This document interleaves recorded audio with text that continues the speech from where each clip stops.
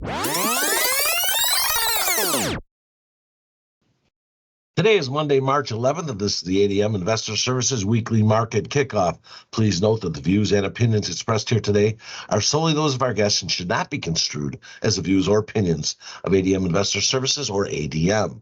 Today's guests are Mark Soderberg, ADMIS Senior Ag Analyst, and Alan Bush, ADMIS Senior Financial Economist. Starting with the grains this morning, Mark. Friday, we saw a USDA WASDE report. It was released. Any surprises there? I was a little surprised USDA made no changes to the U.S. corn or soybean balance sheets. We were looking for a bit lower stocks in corn on higher demand for ethanol production, while in soybeans we were looking for slightly higher stocks on the expectation for lower exports. On wheat, I was also a little surprised. I was looking for a no change to the ending stocks. They did cut ending stocks, raise ending stocks 15 million bushels by cutting exports as they had advanced knowledge of the recent Chinese cancellations. There were minimal changes to South American production forecasts, but the biggest surprise to me really was the big upward revisions we saw to Chinese soybean imports. For months, there has been some speculation that China was underreporting the amount of beans they imported, and it now appears that the USDA agrees with that as they raised their imports a total of 7 million metric tons here over the past 2 marketing years. The revised import figure for the 23-24 marketing year now was raised 3% to 105 million metric tons. That is a new record. And moving forward, the USDA has indicated that they will rely on shipping data from world exporters rather than import data from China themselves. Mike, I guess we're about 3 weeks out from the USDA quarterly stocks and acreage report. What will drive these markets in the meantime? Well, outside of our routine weekly demand figures, we did get an acreage report this morning from Stats Canada. I think the headline numbers there showed all wheat acres were slightly above year ago, while the markets were bracing for slightly lower wheat acres. Unfortunately, that's just more bearish news for the wheat market. Canola acres came in down 3% from year ago versus expectations of unchanged. So I think that provided a little bit of a bullish tilt to the vegetable oil markets. And then Cognac comes out tomorrow with production estimates for Brazil. Markets will be quite eager to see what their forecasts are for corn and soybeans, that they have been running well below what the USDA has been estimating this spring or late winter.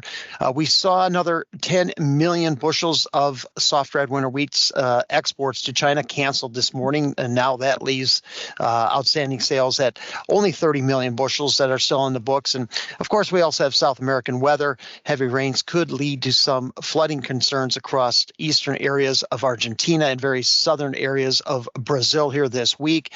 And then we also have very dry conditions reemerging, along with some heat in west central areas of Brazil and south central areas of Brazil. So I think that's something that the second crop corn will be very vulnerable to here moving forward. And lastly, Mark, do you think we've seen the seasonal lows in the ag space? I think we have. Spot corn has met our downside objective in the 4 to 4.25 range here in the first quarter of this year, and we briefly undercut that $4 level late in February. Similar story in soybeans as well. March traded down to 11.15 here late in Feb. That was our target range is 11 to 11.25. Friday CFTC data did show money managers holding a record short position in the soybean complex.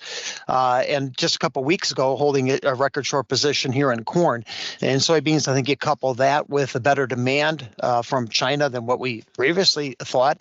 I think that does shift things, tilting a little bit now in favor of the bulls. In corn, again, we have some threatening weather here for some of the larger producing areas of their second crop corn. And we did make new lows here today in wheat in Chicago. However, prices have now quickly rebounded. We're really running out of wheats that we can cancel to China right now. While we're also seeing hostilities here in the Black Sea start to heat up a little bit. So I do think we have probably seen some seasonal lows, and I think over the next week or two, talk about some objectives above the market I think we can get to. Turning toward the financial markets, Alan, the stock indices are a little weaker this morning.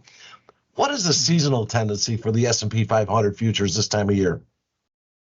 Okay, so March has historically been an up month for the S&P 500. However, April is actually one of the best 3 months of the year for the S&P 500. July and November are the other 2 best months. So I think higher prices are probably likely into the balance of this month. And I think we'll see those gains following through into April as well for the S&P. So even though the fundamentals are mostly bullish on balance, the technicals still remain supportive. So the seasonal is suggesting higher prices, the technicals suggesting the same, fundamentals on balance bullish. So I think we can see some follow through strength in stock index futures, even though we are lower today. Keep in mind, we did see a record high on Friday. So the seasonal trend still appears to be higher for the S&P 500 futures. And Alan, we haven't talked about the gold market recently. What is your outlook for the gold market? So the gold market recently made a new record high despite a Fed that has been very slow to pivot to accommodation. So this normally wouldn't make sense for the gold market to be as strong as it is, with the Fed still keeping rates very high. But one thing that is coming into play is central banks are very large buyers of gold, even though the retail trade is really not that aggressively buying gold, but the central banks very much on a tear, so to speak, buying the precious metal. So I think we'll see higher prices. Also keep in mind a technical rule of thumb that anytime a market, in fact, any market can make new historical highs, often there is follow through strength. So from a fundamental point of view, from a technical point of view, I think the gold market can trend higher. And Alan, regarding traders, what are they looking for this week? I mean, what type of market moving economic reports are scheduled? Okay, so there are some very important potentially market moving reports this week.